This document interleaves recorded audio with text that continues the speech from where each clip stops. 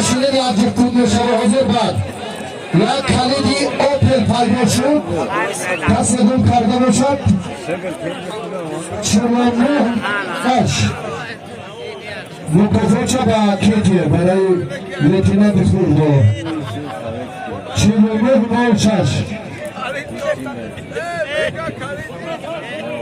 مردم با مرحله اساسی جایزه نزدیک بشیم لیکن با میدان آمدن چند تا پهلوانان برای ما مهم است از جمله فردوس نصیرов و باز هم ورزشگرانی که امروز در همان روند نتیجه های بهترشان به جایزه البته ارزنده هستند. سید جلال حاجی مشرف تشکر دست شما درد را نبیند و داوران فدراسیون ملی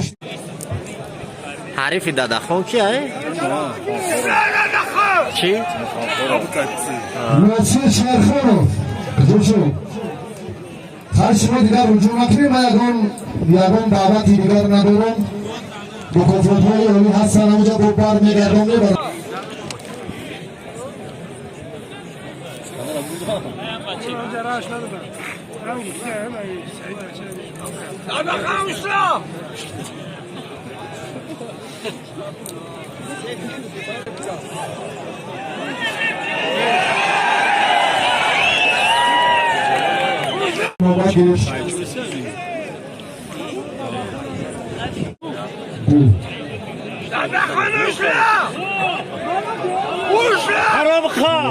تشکر و کرامت الله تشکر باری دیگر به هر دو پهلوان کرامت الله و عبدالرحمن دوستانی کشور 4 جایزه 12 اشتر و باز هم مکافات‌های عزیز شایسته تأسیس شدند. مرحبا وطن پرور پهلوانی شهر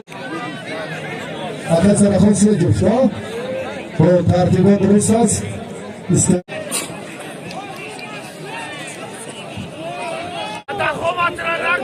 سید جلال و حاجی مشرف را هم باور خوجنده جفت نظارت کنید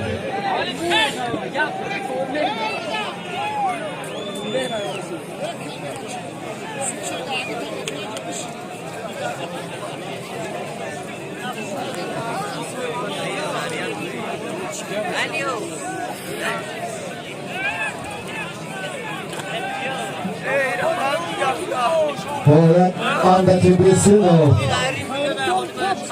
در ها جلوی گیریم دو دوری دیگر گوشون دوام کنند با مرحله نهایی نزدیک بشویم. دوستان عزیزان باری دیگر از فردوس نصیرov از پهلوانی خیلی نوآور کشور با ایستگاه اون شیطه در جرم رو بنواری گوشتینی منطقه طولو کمتر دیگرتر از ایروانی جون نه بر وقتی رفت کچولا کردن خوب خیلی امروز هم گفتگوها و صحبت ها من طولانی هم شد در نظام تبدیل زحمت زیاد کشیدید نزدیکتر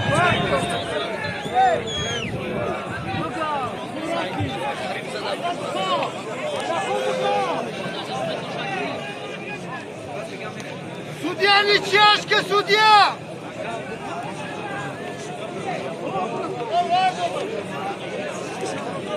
Давай,